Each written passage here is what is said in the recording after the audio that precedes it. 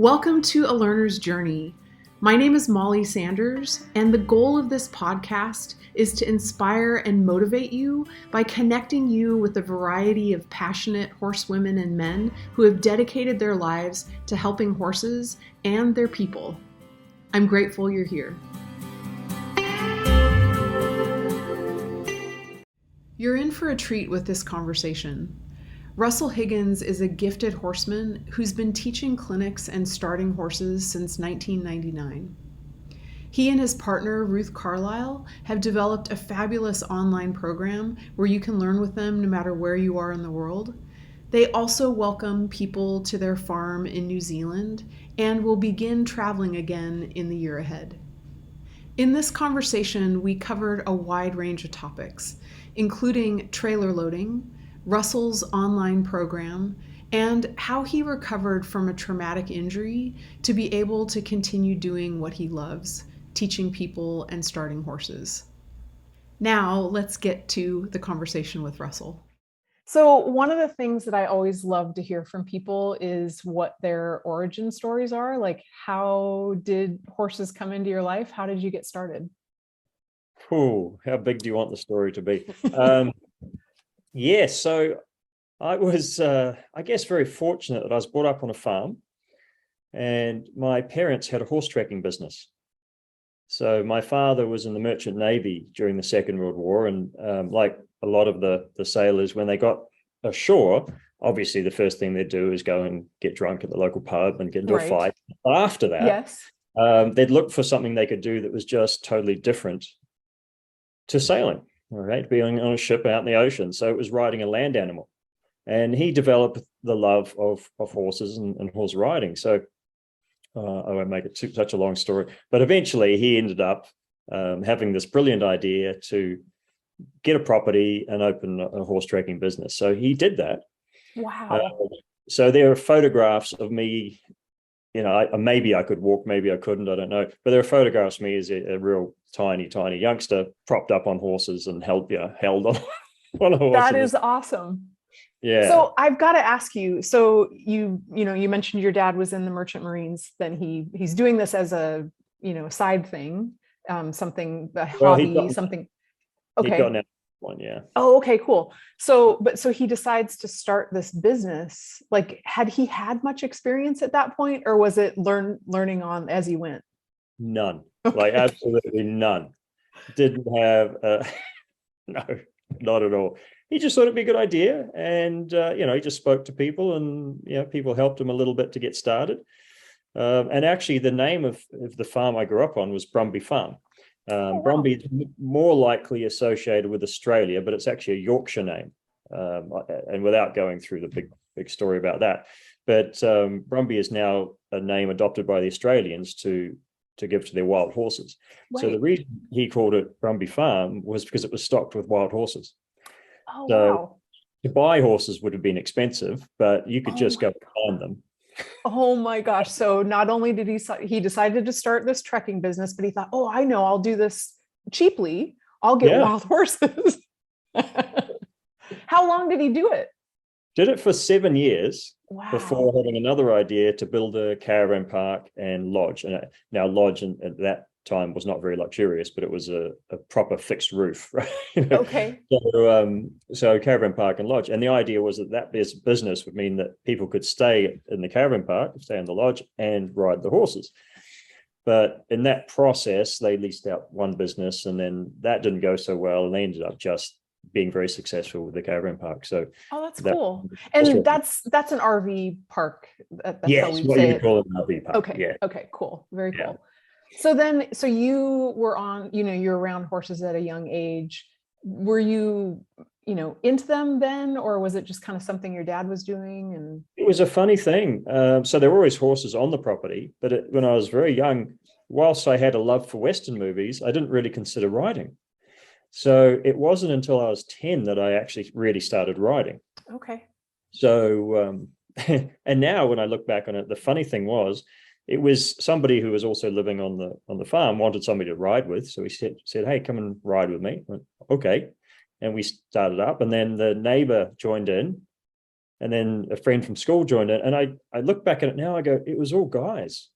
Interesting. And I think, how is that possible? But it was a farming kind of community, Right. and guys rode, and we just did it. And it was one of those situations. We're very young, obviously, and you just don't know anything, and you don't know you're supposed to know anything. So you just do it. Yeah. You just kind of get on with it and make horrendous mistakes, obviously, and get hurt here and there, but you do it. So yeah, from the age of 10 onwards, that was it. That was thinking. And in New Zealand, it's a big thing at that time, my generation, a big thing to play rugby. So everybody played rugby. Okay. I gave up rugby because it cut into my horse time. Wow. Okay. So you were dedicated. Big thing. You know? And did any of the friends that you rode with, did they stick with it, or did they stick with rugby? Well, funny story. So last year we celebrated my 50th birthday. And to celebrate that, and we're locked in New Zealand, we can't leave the borders. And I was going to go to the Okavanga and do a horseback safari in Botswana, there with the big five and that type of thing. Couldn't do it.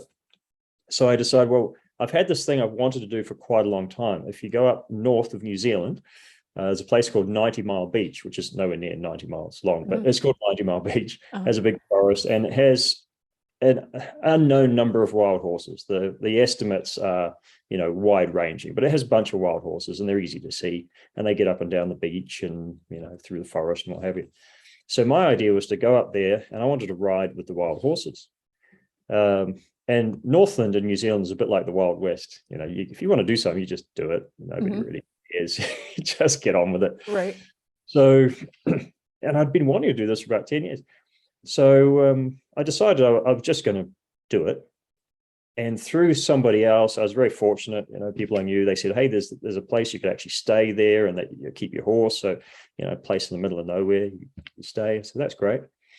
And then I happened to be contacted by a guy who was celebrating his 50th, and he said, "Hey, come to my 50th." I was like, "Oh, actually, I can't now because I've got these other things on. But I'm going up north." Anyway, this particular person was the guy that I used to ride with when I was at school. So we hadn't seen each other for 37 years. Wow. And we went riding together. That's so cool. We just picked it up from where we left off, and away we went. And, we spent a few days riding, up and down the beach and through the forest and different places. And he showed me around. And he lives in near that area, not quite so far north, but near that area. That's really cool. So full circle. Yeah, absolutely. And with that attitude that you had as 10-year-olds of, this is just what we do. We just get on, we ride among wild horses. You just do that. So did you see wild horses when you were there? We did, easily to see them. Yeah. Okay. Yeah. So we saw several little bands.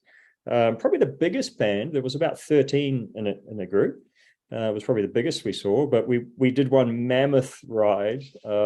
One particular day we went out, and we rather than riding out from where we were, which we'd done previously and seen some, we deliberately drove somewhere where we knew there were the watering holes. So you're guaranteed to see wild horses there. And then from there, we were going to go on to what was really some of the major feeding areas for them. So you're guaranteed to see wild horses there. So we trailered about an hour or so. So we're quite a ways north. There's not much more in New Zealand to go, actually, at this point. And we got out and we rode this. We found both the watering holes, no horses. We went to the, lush feeding area, no horses. Oh, no. We were riding around. We found a couple of stragglers somewhere, and we went out. And eventually on the way back, we came across a band of 5, and then it got dark. And then, of course, we got lost. And then, things happened, and then we got late, and then people were worried because, we had no cell phone coverage, and, it became a bit of a story that gets told now. Right. But we got back late. So this was the big day. Meanwhile, Ruth, who my partner, who didn't join us because she had a dislocated arm, so she was waiting at the lodge. She'd walked out of the lodge and walked into a band, 12 or more horses. Oh, wow. It just happened to come up and eat on the lawn of the lodge. That's awesome. All this way. Oh, that is great. So that was a funny day. But no, we came across, most of them were kind of around the half a dozen mark. So there'd be a band here and a band there, and they didn't like it getting too close, but we did get to, ride amongst them, and it was great. That's really cool. Yeah. Did the wild horses, did they influence the horses you were on, or were they horses that had been ridden around them all the time and it was no big deal? Well, it was certainly new to my horse. Okay. But other than oh look, there's a horse over there. Not really. Okay. So they were aware of them, but it wasn't an issue or a Right. problem. Yeah. And if we were to approach them, they would be moving away. So they wouldn't. Right. There was no confrontation there. You didn't have any stampedes coming from behind or anything like that. Yeah. Thankfully not. Yeah. Yeah. Oh, that's a really cool story. So I'm going to jump into a different topic, but it's somewhat related. We've known each other for a while. We met on the Pirelli Ranch. Oh, I don't know how many years ago, like 10 years ago, something like Yeah, I that. was going to say a decade or more. Yeah. Yeah. And I've, since then I've seen your Facebook posts and, kind of followed what you're up to. And I've always really appreciated like how much of your story you're sharing and the things that you're into. And you've always been very approachable and also really inspiring. Like you've shared some amazing things that you're doing with horses. Like one of the visions that I always have when I think of you is you running alongside one of your horses as they're cantering, and then you just leap on like everybody does. It's just this amazing thing. But just the other day I saw you doing a trailer loading video on Facebook, and it's so cool because you start off with one horse and the horse sees the trailer, you just suggest it, they run to the trailer, load up. Impressive in and of itself. Then it cuts to the next scene, you've got two horses, same thing. It was, they both see the trailer, they know what you're asking, they run to the trailer. Then there's four. I'm like, oh my God, it was really impressive. And that is something I think really stymies a lot of people, right? Is trailer loading. And you've been teaching now for a fair bit of years. Yeah. Why do you think that's such a challenging thing between horses and people? Yeah, I think that's a good question. And it is. And I realized for myself that the majority of horses I see and that people bring to me for help, have issues with trail loading and that type of thing. So right. In my mind, when I see it, I think a large part of horses, a large majority of horses have trouble with this.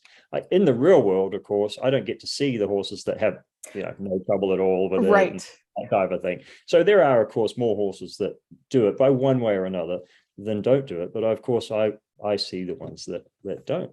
Right. And the reoccurring theme that I see is it doesn't matter what people are into, whether they have a sport application or whether they have some other recreational pursuit or work pursuit, they're doing what they want to do and they practice that. So if they were a jumper, they would practice jumping and they would practice jumping, they'd practice jumping. If they're working equitation, they try and stab that stupid ring, the elusive ring and various things. And if they're with cattle, they do that. But how many people put the same type of practice and preparation into loading a horse on a trailer? Right. Which is, for most horses, it's harder to put them into a box than it is over a stick. Mm-hmm. That's harder. So that, in my mind, requires more preparation than the jumping or than the working equitation or than the cow working. So, I tell people preparation determines outcome. So here you are, you've done all this preparation for everything else, and now you have to go somewhere and you want your horse to go in the trailer. So what you're relying on is on-the-job learning. Right. That'd be a little bit like, do you remember that time that we used to get into these big things called airplanes? Mm-hmm. Yeah, we used to do that quite a lot one time. Seems weird now. Yeah. But it would be a little bit like halfway through, the flight, I get tapped on the shoulder and say, it's your turn to fly now. But I don't know how to pilot an airplane. It doesn't matter. Give it a go. You'll be right. Right. You'll learn. Yeah. Yeah. This requires some preparation. It requires some learning. So I think really I know it sounds too simple and too obvious, but I really think it's because most people don't think to do that. They don't think, oh, okay, I'm going to have to actually teach this horse how to do it, but also how I want them to do it, not just get in, but how I want them to do it. So it becomes something they can do repetitively and it gets better repetitively. Right. So the how becomes very important. And I think if we just approach it like this is a subject that we need to have a degree of excellence in, because from my point of view, I'm not really preparing a horse to go into that trailer, when it's sunny and bright and beautiful, and then to trail them an hour and then do my thing and come home. I'm preparing them for the time that we get stuck halfway because there's an accident and then something happens. For example, I've twice had wheels come off my trailers. Mm-hmm. Now, this makes me sound hellishly accident prone, but actually I've traveled a lot. Okay, yeah, right. So twice I've had the actual wheel come off, and then your axle hits the ground, double axle, so it's not too tragic, but there's sparks, there's noise, and all these things. And in those situations, often the horse has to come off and get into a different trailer because that is not able to be repaired on the side of the road. Right. I've had one instance where the trailer caught fire. That's not a situation that's great. Right. All these things. So that's what I'm actually preparing for. I'm not preparing for it when it goes easy and just get on and just get them there. And if I can just get them there, I'll be okay. If I can just get them there, I probably won't go. I want that to be easy. I want that to be really, really easy. So if things go wrong, then I can cope with it. I can deal with it by one way or another. What would you say is a big difference between a horse that's prepared for a wheel coming off a trailer and a horse that's just getting on the trailer and you're getting them there? Yeah. What would you say? I think really, and obviously I don't have the horse's mind to function, but from my observation, it's really they perceive more that the trailer is a safe place to be. So they're not tolerating the trailer, right?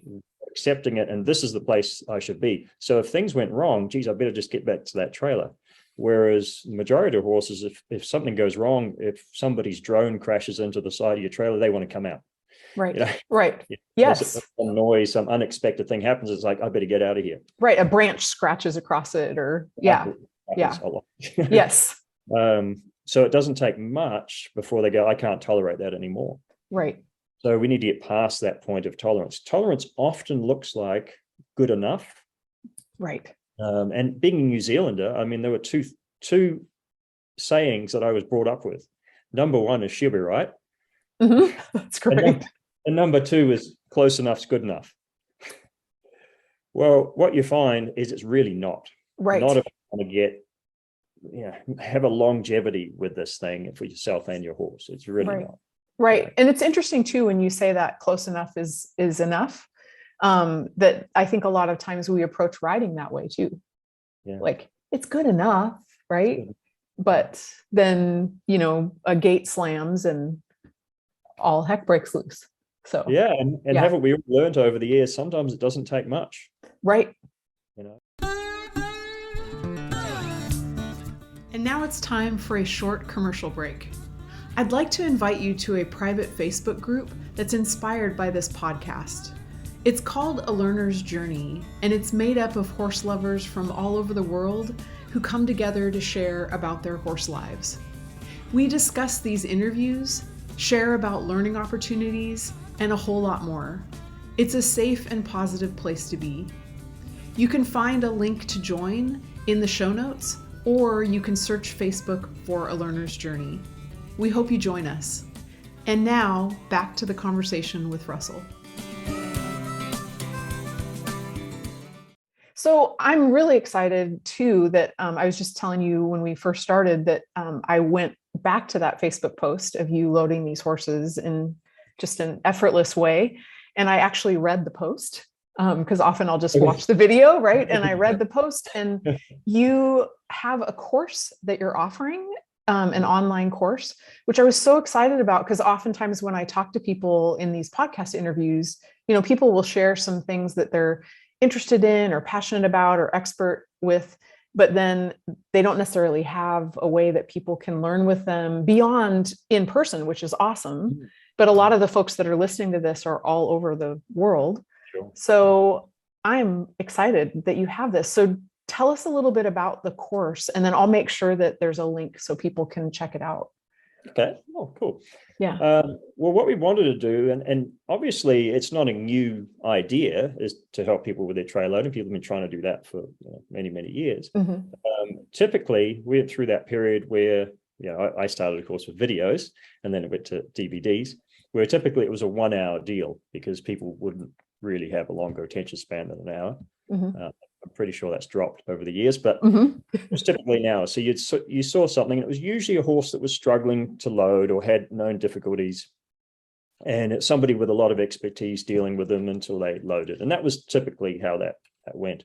And then, there's a few that are more sophisticated, but that is still typically the thing. And then, of course, with the idea that we've got these things called YouTube and other sort of forums like that, you see videos where it might be 20 minutes or 10 minutes. And oftentimes the success is gauged on how quickly it's done. Right. But, you have all these things about, okay, this horse doesn't want to load. This is what I'm going to do to load it. He loads. So I wanted to do something a bit different to that, because that's not really what I do. I've done that a lot. When I first came back, I used to live in Colorado, you probably know, with Pat's apprentice. When I first came back and I didn't have any students, nobody knew me, I put out flyers everywhere saying, I will go and help you with your horse to load.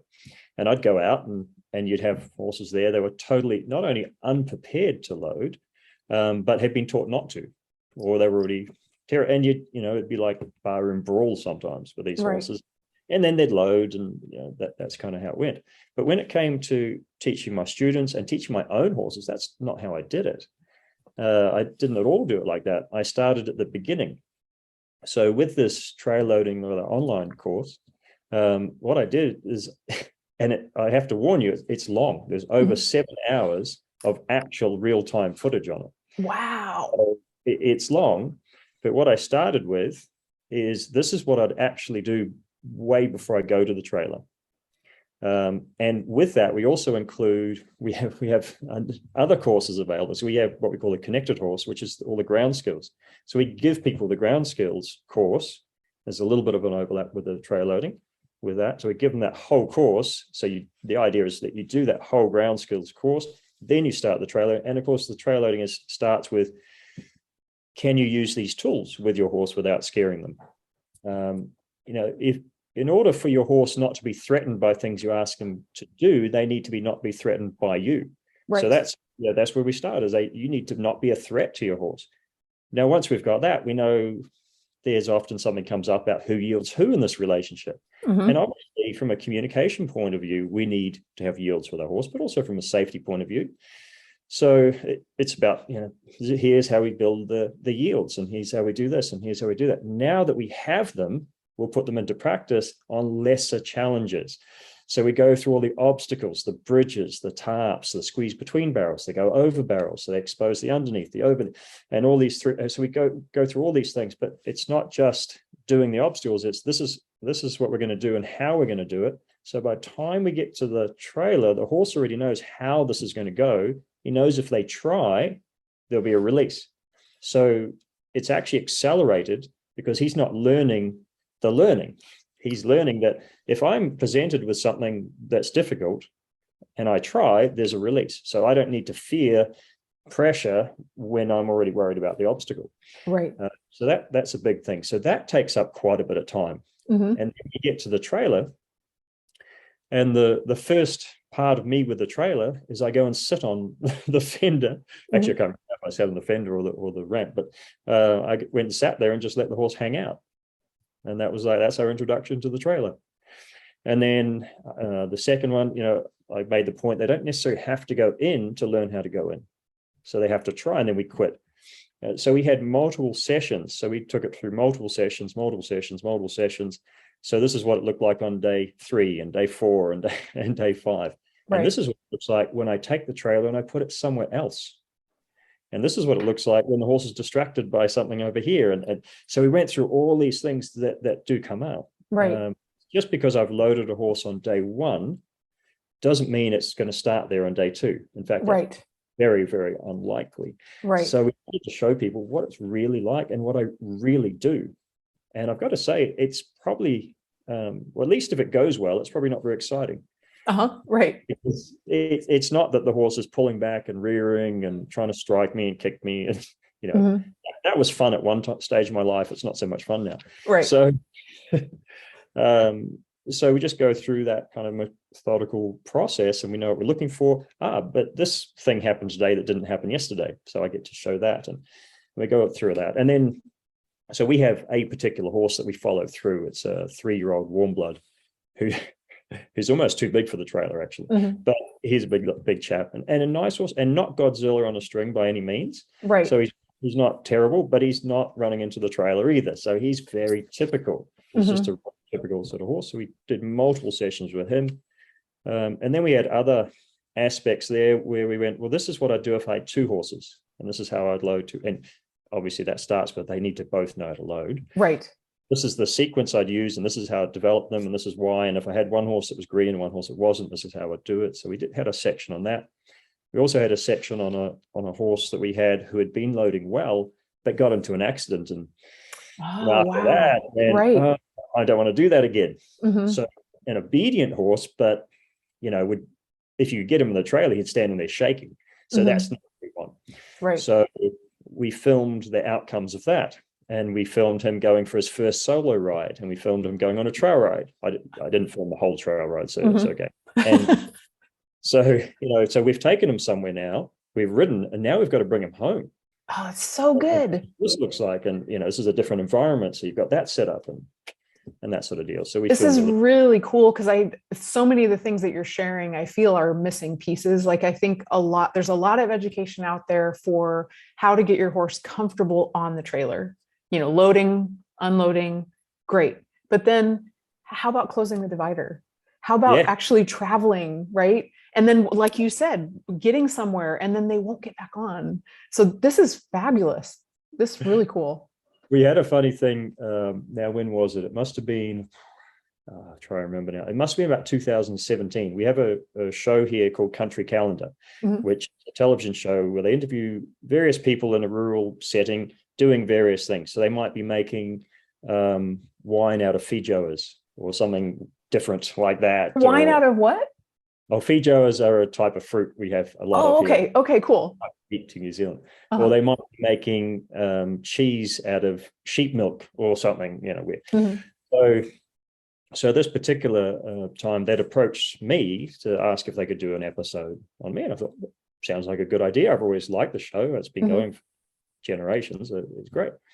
And the first thing they filmed was me at a show. So it was a show called Equidays, and they wanted to show us arriving. Well, we'd already been there for hours, but they wanted to show us arriving and unloading the horses. So we put the horses on the trailer. We went up the drive. We came back down, and they wanted me to film me unloading.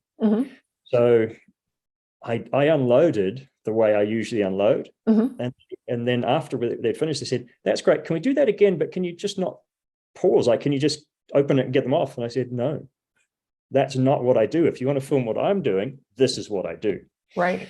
So I opened the ramp, and in New Zealand, it's straight. Most trailers are straight loads, little straight load sardine cans. So I open it, and before I let the first horse out, I wait and count to 30. So I'll undo the bar behind them, count to 30, and the horse should stay. If they don't, they get put back on. Of course, I'm taking to a show a couple of experienced horses, so they won't.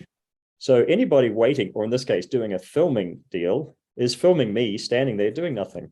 Right. So it wasn't very exciting. Right. But they picked up on that and went, right, well, okay, then let's do a voiceover, and you can tell us exactly why and what you cool. what it achieves. And we did all that, and that went on air. And I've had a lot of comments from people since going, "Oh my goodness, number one, I couldn't do that with my horse." Right.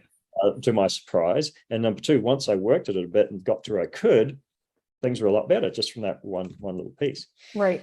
So there's lots of these small elements that we tend not to think about. You tend not to see in a trail loading deal, but that just the way we live. It's just what we do, and it creates habits that form behaviors that are easy to deal with and just make it a lot better. That's really cool. So I have 2 other questions. One is about your unloading, how you're having them pause. Why is that important for folks that are listening? Yeah, well, it's very important, really. So number one, and I have a little thing where I'll get somewhere, I'll turn the engine off, and then I might have a drink, and then I might take my saddles out and get them ready, and I might have a look around the environment and check things out. and minutes have gone past, and then I go to the horses. So they've already gotten there. The engine has been switched off, and that engine being switched off does not mean you're coming out. So when you get to what you call a gas station, or a fuel station, of course you go and you have to switch the engine off, at least in this country anyway. So you switch the engine off. I can't tell you how many times I've seen people with their trailers, they switch the engine off and you hear this bang, yes, bang, and these horses, that means come out. Right. Yeah, because I guess typically people are prepared enough that if they take short journeys, they don't have to stop. They just get there, turn off, better get the horses out quick. They're impatient. Right. And it creates that behavior. So here, I've traveled what we call inter-islander. So from the North Island to the South Island, you arrive at the ferry 1 hour beforehand, you have to, and you turn off and you wait for an hour. So the horses sit in that trailer for an hour before you drive them onto the ferry to go the 3.5 hour journey across. Okay. To on the other side. Now you can imagine that would be just wonderful, wouldn't it? If you switch off the engine and they're banging and crashing for an hour before you even get to go on the ferry. Right, especially if there were a collection of them. Yeah. Oh, yeah. That'd be wonderful. That'd be wonderful. And I also think, there are times too, you might be kind-hearted enough to say, well, I'm going to an event, you're going to an event, I'll load my horse, you're on the way, I'll stop and pick you up. Mm-hmm. I'm going to stop, I'm going to open the ramp up. Right. Put the horse on, which is made difficult for you if my horse is trying to come out and getting upset about the fact that he can't as you're trying to put your horse on. Right. I'm sure people listening are going, yeah, I've done that. Yeah. I've been in that situation just yesterday, Yeah. So my routine is and I'm not leaving on for hours and hours, but, I don't associate the switching off of the engine with coming out. Then I prepare them to come out by getting them ready there, but doing that, right. And I usually have a deal where the one that was first on will be first off, and then we switch, and then it's the opposite going back on, which varies depending on which horse I may be educating, but that's the basics of it there. So of course, in this case, we're standing at the back of them because it's a straight load. So I'll undo the chain or the bar, whatever you've got there, and I count to 30. So that bar coming down does not equal come out. Right. Okay. So in the process of this, I might put it down, put it back up again. Down, but no, I don't do that every single time, obviously. But my standard practice is I'm going to put that down, wait to 30. So that is not a cue for you to come out. Then I'll offer a feel for you to come out, and I could offer a feel through the rope because I'll have that down with me, or I could offer it with my more advanced horses from their tail. And that part's not terribly important, but the important part is you're staying on until invited to come off, and this movement, this sound does not equal come off. It's so good. I think that there's probably a lot of people that are listening that in the beginning started thinking, oh, I'm okay with trailer loading. My horses are fine. But then when you start talking about unloading, you really do learn how are they really thinking on the trailer? Yeah. How are they feeling about being on the trailer? And, you find out. And I think that, maybe some people are thinking, maybe I do have a little bit more homework to do. There's a bit to it. I'm and it comes out a lot in our online course because I'm always talking about how they come off, because I observe how they come off, and that's a reflection of how they feel about being on. Yes. So if we have a scenario, and I hear this so often, that my horse loads fine, but he rushes out. Yes. Now I would suggest he's gone on, but he's not fine. That's what I would suggest in that. So we go through that. How do we set it up there? I want to really observe how they come out. And I want them to be okay that one horse is out and I'm not, or I'm out and the other horse isn't. And you have a strategy for that as well. That's really good. I've got some work to do on this too. That's really good, especially with the unloading one horse and the one that's left on is no longer okay. That's an area that I could definitely improve. So that's really cool. So with this course, can anyone all over the world do it, or is it limited? We've designed it, yes, so that anybody can. And we even borrowed somebody's truck so that we could do a special feature on angles and trucks. Oh, cool. Because we don't have a truck and we don't have an angle load, as much as I like. But, like a slant load? Slant load, sorry. Yeah, that's okay. So we borrowed somebody's truck. So we have that as a subsection of of the course. But Very we've cool. designed it so it can be done at home. Mhm. So you don't have to attend a course, which is handy, because if you're having trouble loading your horse, you probably won't be attending a course. Right. You won't be going to the trailer loading clinic. Yeah, that probably Yeah. won't happen. And then, yeah, it is available to anyone. That is super cool. Very, very cool. So you have been, working with students in a variety of settings. Like you start horses. So you bring horses in and train them. You travel and do clinics. You teach one-on-one. You do video coaching these days, or yes, not so much? What we actually did with COVID, we went, right, we will start something up, and we started up something, and COVID caught me completely unaware, because I pretty much live what I do, and I don't take a lot of notice to what else is going on, much to my detriment, really. I should pay more attention to the world and what's going on, but it caught me completely unaware. So one minute we're just flat out doing our thing, the next minute we're locked in our property, Right. which was a lot better deal, I appreciate, than other folks had. But to me, I was looking at going, oh my goodness, our income just stopped. Right. That's a problem for us. Right. And it's only going to be a couple weeks. Yeah. Yeah. So anyway, then we realized that there was a lot of people out there, feeling like they needed something to do too. So I did this thing. I went, well, let's try. People are locked inside. We know people in the UK, they're locked in small properties where you couldn't take a rope and throw it and coil it up again without annoying two neighbors, because the rope's for their property. Right. So, I mean, they need things to do. So we started doing things, and I went, I'm going to do a series of knot tying. It seemed like a random thing, but I thought, we don't generally cover this unless we're doing trail riding clinics. So I did a once a week knot.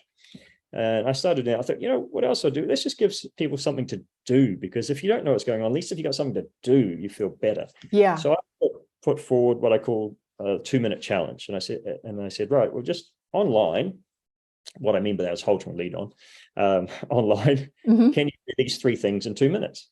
And it was a back up, between and over, and then a sideways, and then a jump here and there and back. And then we did another one the next week, and we did a couple of these. And the result of that was I got a lot of people contact me and say, oh, where do I send my video to be marked? Ah. Well, what do you mean? I just want you to right, just go do stuff. Like, just, your horse, it's a good, it helped me to spend time with my horses, because it was a, time of uncertainty. So that helped me to do that. Yeah. So other people.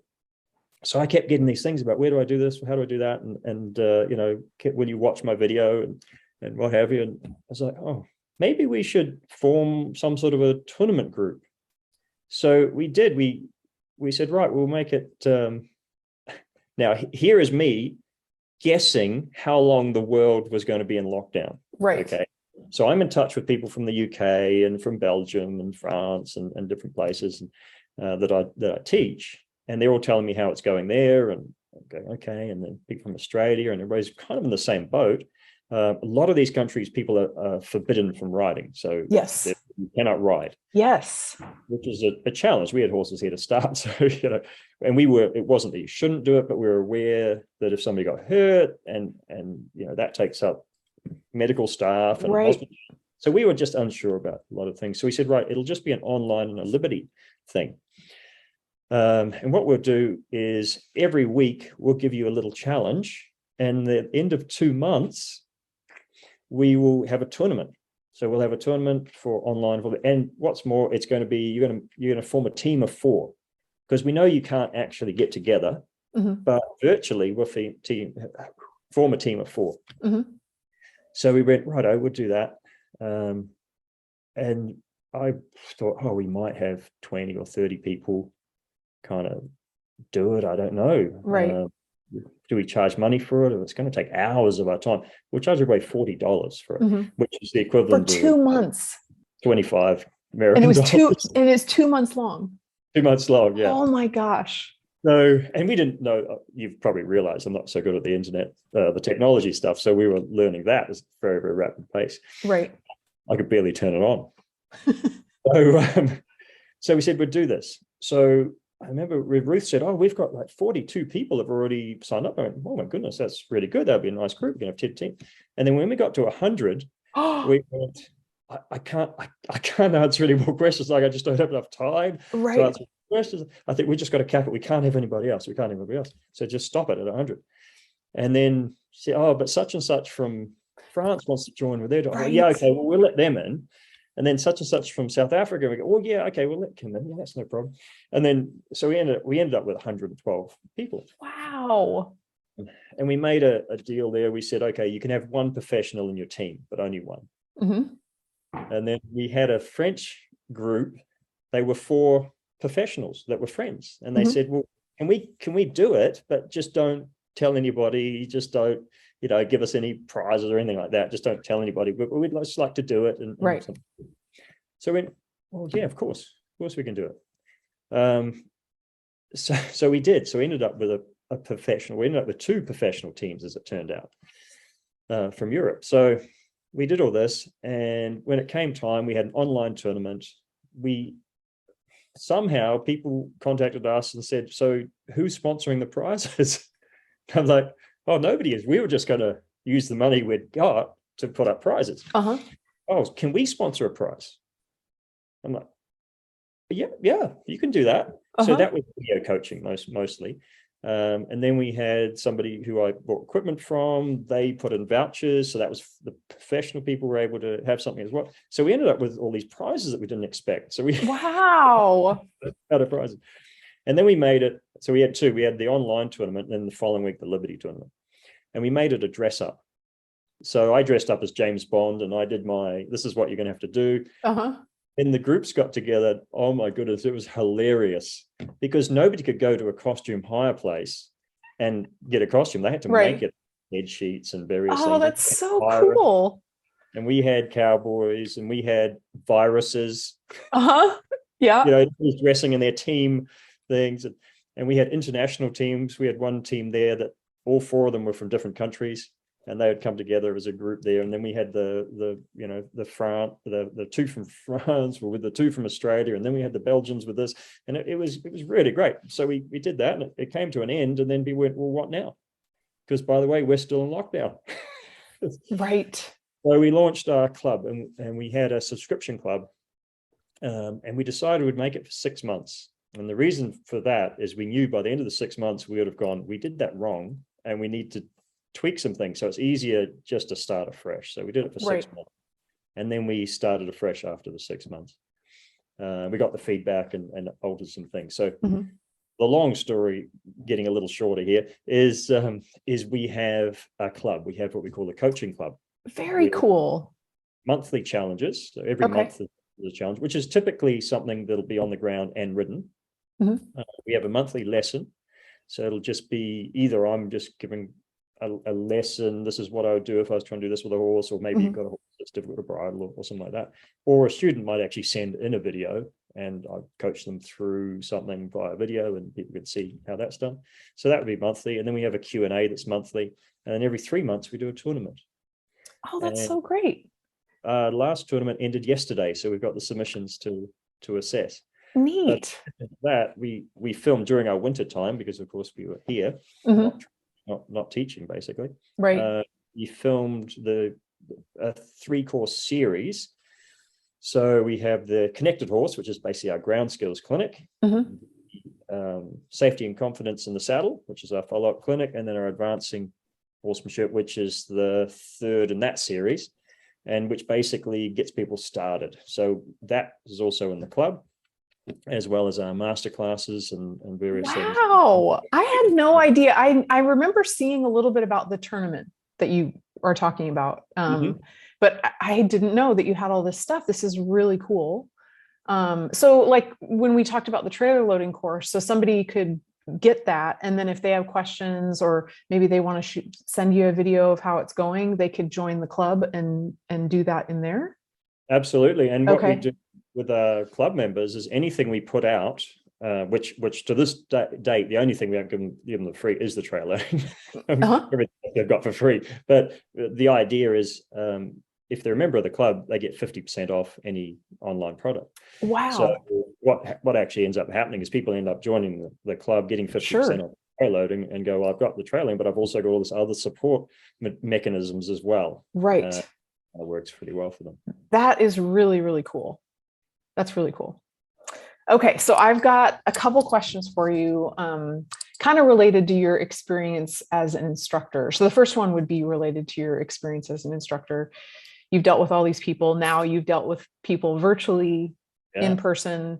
What would you say, like, what's a typical obstacle that you feel like gets in the way of people's progress? And then what would you say to help them? Like, what's something you commonly see people getting stuck with?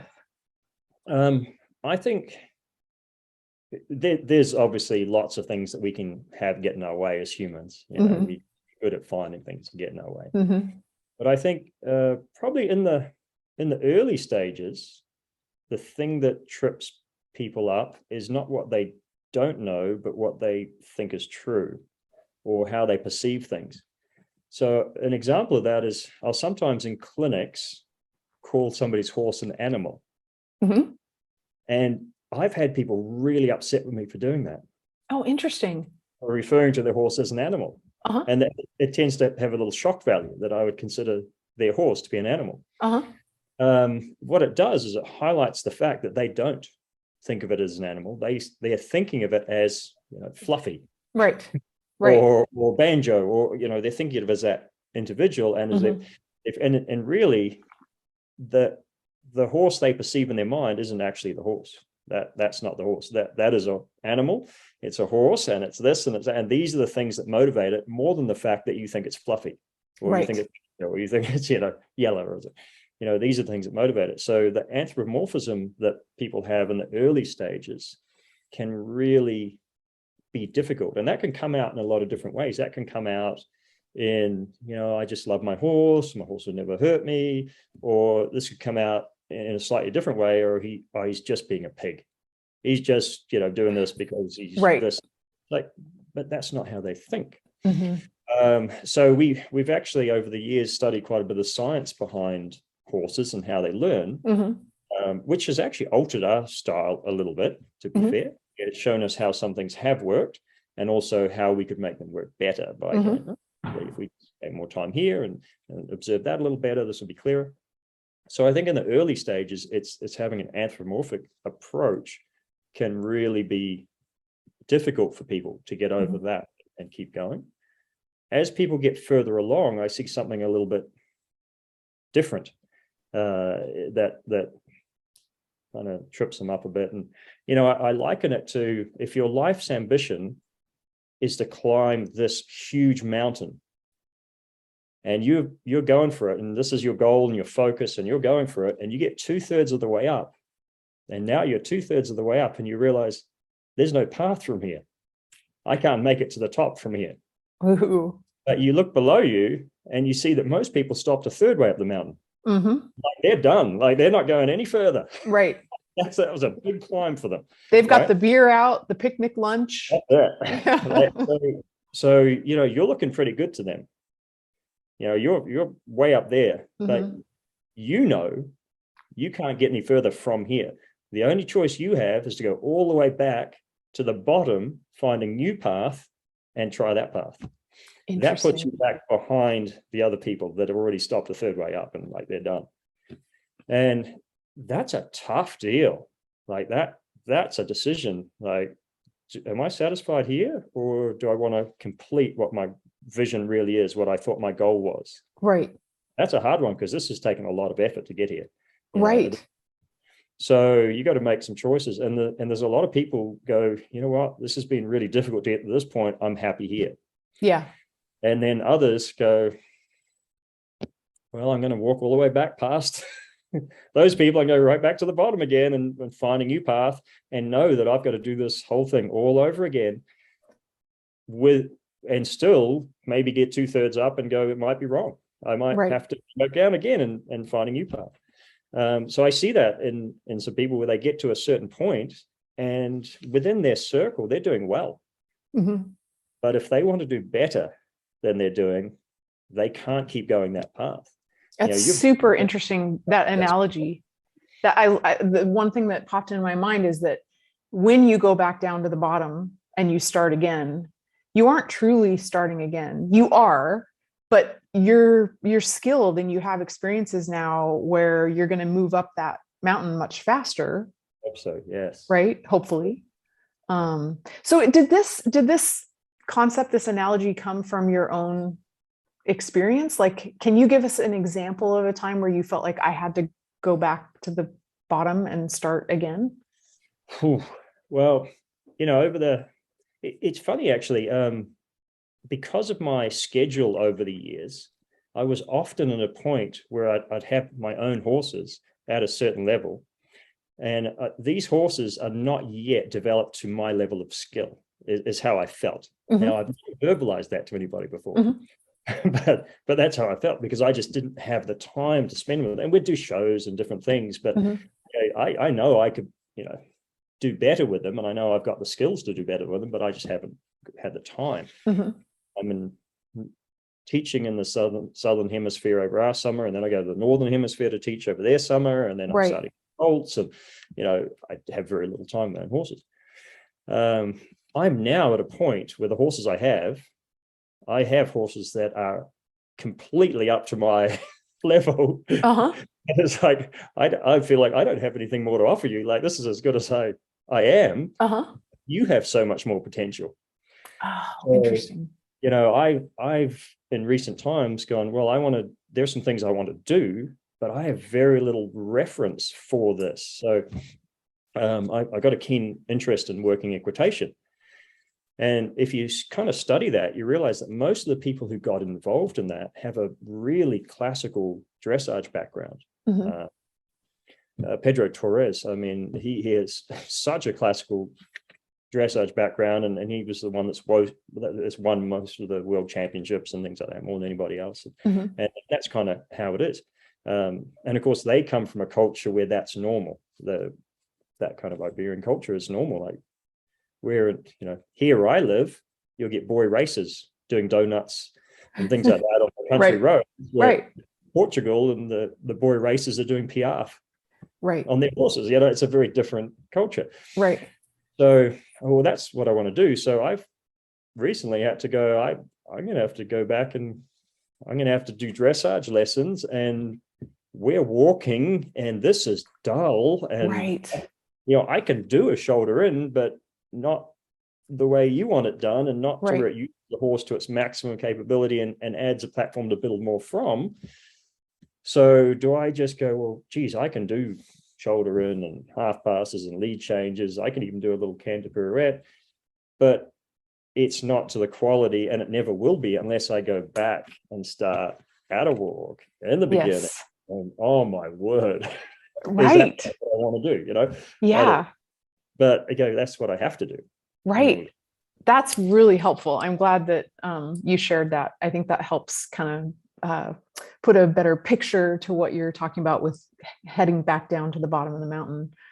That's really interesting.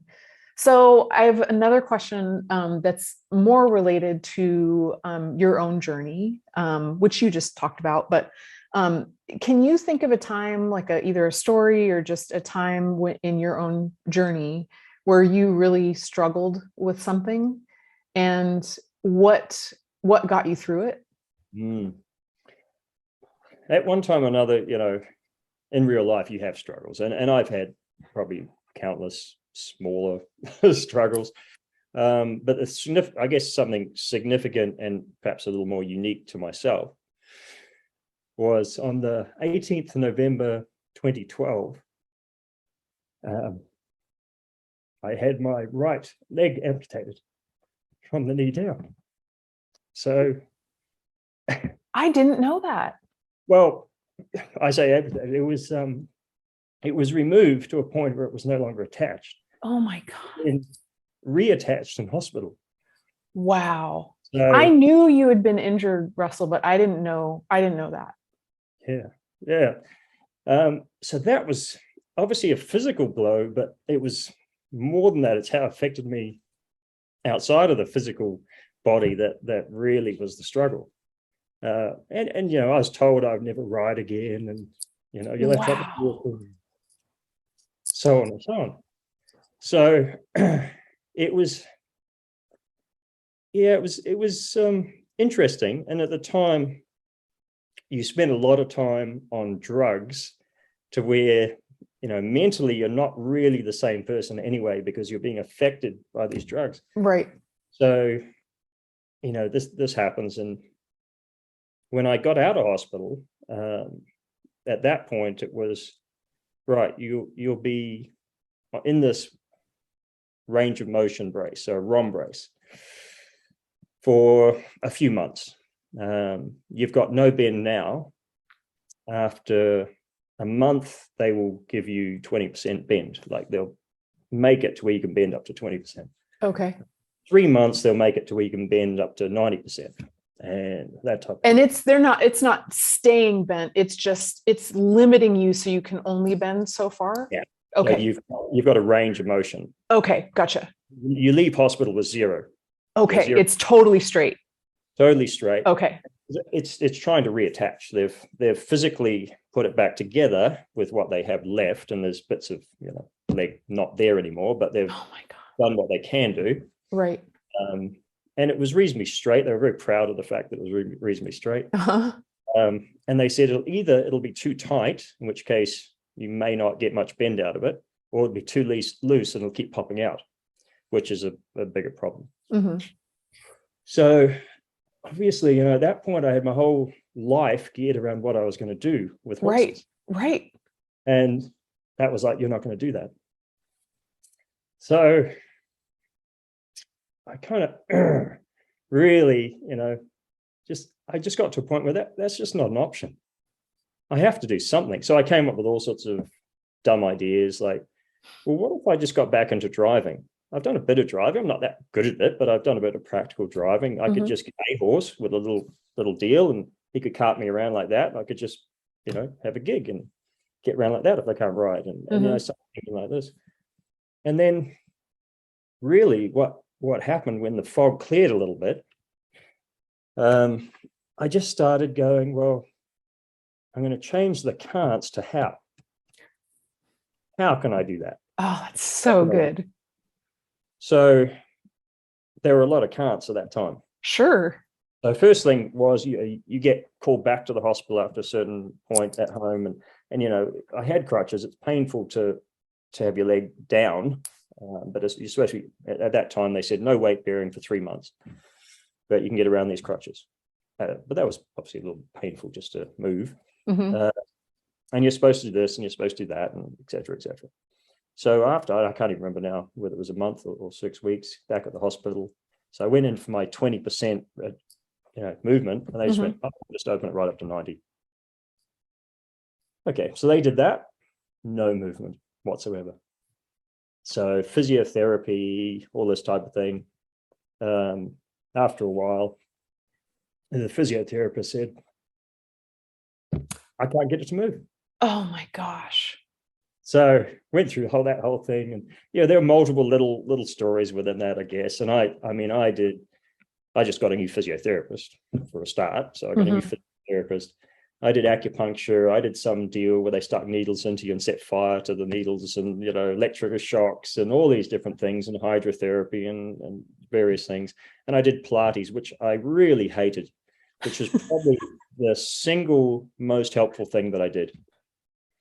Because she brought me all the way back down the mountain and went, okay, you've got to activate. I've never had a woman so preoccupied by my butt before. But this woman was, we've got to activate this muscle, and you don't have a quadricep, you've got a monocept here, and this is what we've got to do, and it's because these things, I don't even know if that's attached, but we've got to try and get it working and things like that. And slowed everything right up, and that was the single most helpful thing that I actually did. Wow. Which was good, and lucky that did happen. Did the Pilates instructor, did she have a background in physical therapy, or was she just knew Pilates and knew the body? And she was just a Pilates instructor. Had she had a background in physiotherapy, the government would have paid for me to go and see it. We have a system here called Oh, ACC, Accident Compensation Corporation. Everything else I'd mentioned was paid for by them to try and get me back. okay. But she wasn't. They weren't recognized. But somebody had said, I had my knee, damaged, and she helped me. And I went, okay, I'm going to try and get in there. And I had to book months in advance. But finally, that came around. I wasn't any better off anyway. And so I had to pay for that myself. But she had rehabilitated a lot of various people in various ways, and she absolutely knew the way your body should walk or should move. And one of the things was, she said, you don't even walk properly.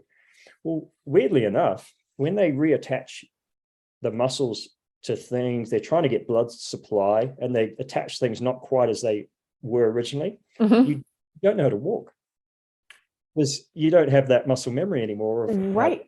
Because it's never been, your body's never been in that configuration before. So it's like, this is weird. Wow.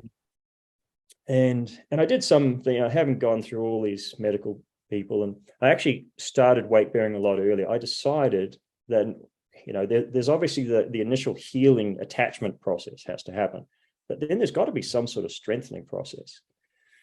And I kind of decided that if there was no stress on it, it would have no reason to get stronger. So I started weight bearing a little bit early, like 4 weeks early.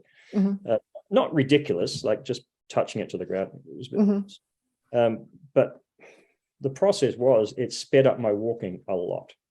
And I got walking a lot earlier than expected, which was good. And then, it was still very limiting. And I did do something kind of a bit stupid in that time. I guess I wanted to prove that I was going to do what I wanted to do. Right. So I taught my horse to lay down. I'd started to teach it before the accident. So I just managed, and he's a obliging sort of horse. So I was lucky with that, but got him to lay down so I could And get which horse is this? This is Maverick. Okay. Andalusian thoroughbred cross. So I rode him around with my legs sticking out, and it really bothered him because I had a leg sticking out over here. And then I thought, I haven't taught him to lay down to get off. Oh, jeez. So how am I going to get off this horse? Oh my gosh. So I ended up, he took me over to a fence, and I managed to kind of not very beautifully get off. And then I noticed there was a bow in my leg, where my leg had actually, it wasn't healed enough, and it actually started wrapping around and bowed. Oh, wow. And I figured out I should probably just leave that for a little while longer. But it just reshaped my knee for me. But yeah, and that was the whole thing. The really tough thing was, I guess, is to be in that position where you have, your life is changing now. You can't do what you could do. To, well, how much of my life is going to change? How can I do what I want to do? Right. And it's one of those injuries you never recover from, but you heal, but you never recover fully. Right. Which I haven't. And there certainly are some physical limitations. But as far as, the everyday, what I can do, I have to work around some things.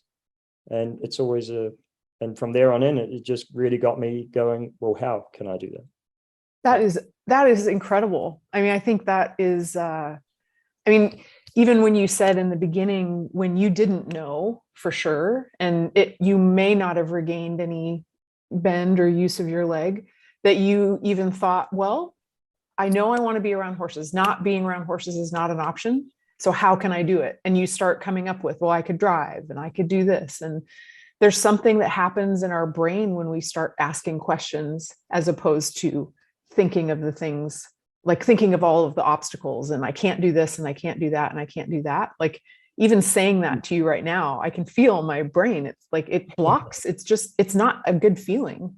But then if you start asking questions, like I love that you said, instead of the can'ts, I started thinking of hows. That's amazing. Thank you for sharing that story. That's a doozy. Yeah. Something that still affects me. What's that? It's something that still affects me. Like it was a little bit of a traumatic time, you might say. Oh yeah. Yeah. And that too, like, I think that our bodies and our brains and our spirits, or, however you want to look at it, are so intertwined that because I've gotten injured a couple of times now, and not like what you went through, but where I had, 6 months to a year of recovery. And the thing that I noticed was how intertwined those things were. Like for me, a complete loss of confidence, getting back on, I mean, complete loss, like almost like terror, feelings I'd never felt before.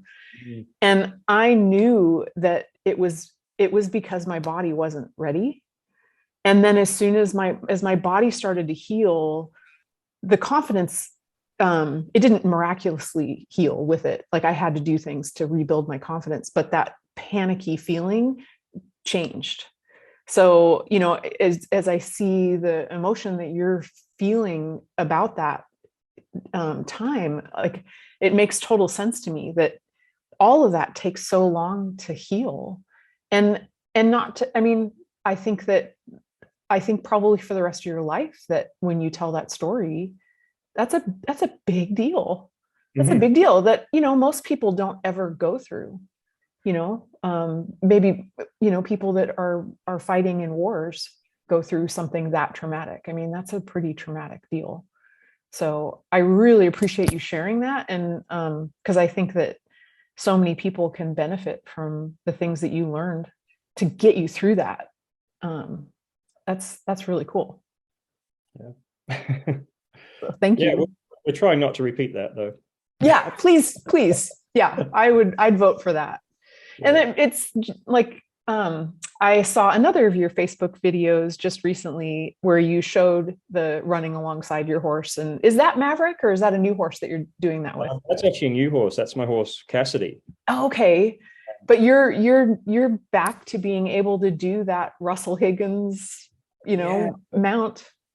It's a funny thing about that. See, so 2020, we actually got out of lockdown. The rest of the world was still doing that. And we were like, hey, we're out. We're good, but we can't go anywhere. But right. And we actually had a large equestrian event called Equifest. Mm-hmm. And I participated in it. And part of my participation was doing a night show, a demonstration, where I had 3 horses. And the idea was to have the 3 of them to my right side. Now, there's a reason they're to my right side. I can no longer manage to do it with them on my left because I have to push off on that leg. Right. So now that's a bit more awkward. So now it has to be that side. So I have to get it. And had you, before the accident, had you done it from that side? Oh, yeah. Okay, you could do it either side. Yeah. So it didn't matter which side I ended up on. I could get on. Okay. But now it doesn't really work that side. Mm-hmm. So what was supposed to happen during this demonstration is I was supposed to have 3 horses to my right. We were cantering along. I would mount the closest horse, and then whilst they're cantering, change to the middle horse, and then ride them from there. Mm-hmm. And I think now, when I look back on it, it was the practice of the mounting that had probably hurt the knee. Mm-hmm. So I entered there, it was really sore. Like it was sorer than it usually is. Like it was really sore. It was debatable whether or not I was going to do that. And I kind of got it done. It wasn't real slick, but I kind of got it done. And then after that, it was like, okay, I can't bend my leg again. And then I went through that whole thing about, oh my goodness, is this like when it packs up? Is this, right. they told me not to do this and I've done it. And, right. This is all going to real kick off now. So anyway, what ended up happening was, I saw a doctor, went in with my homemade walking stick and saw a doctor, and we had x-rays and ultrasound and everything. And I remember when the person who did the x-ray, she said, wow, do you want to have a look at this? She said, see all these bits? These are all bits of bone floating around. Is there any one of those could have moved? And I'm going, yeah. And I guess those are the metal pieces they use to connect this and that. Yeah, okay. So there was no telling. But what basically happened, it was so simple. They gave me some anti-inflammatory. So in this country, if I go to a store and buy anti-inflammatories, it's really watered down. Mm-hmm. Anti-inflammatories, painkillers, like they're really watered down. And I only know that from going to other countries where you go, oh my goodness, there's like 5 times more of this ingredient in the French one than there is in New Zealand. Stuff like that. So he gave me some real anti-inflammatory, brought the swelling down. It was good as gold after that. but we did kind of say, Ruth and I, she just said, just don't do that again. Right. It's like, just don't do that. You can do all these other things. You don't have to do that. So I said, okay, well, that's fine. And I thought, but maybe while I can, I will do it again, and I'll teach the horse how to do it. So what you saw was me teaching that horse how to do that, with probably a little bit of me going, let's see if I can still do it. Right. Right. Yeah. And Ruth just staying in the house, probably. She's just going, didn't we have a conversation about this? Right. Right. Oh, man. Well, I really appreciate all the things that you shared. I mean, you've shared so much information, and I feel like I got to know you better. And I hope that the people that already know you may have learned some new things, and then people that have never met you will want to learn more with you and about you. So how can people connect with you?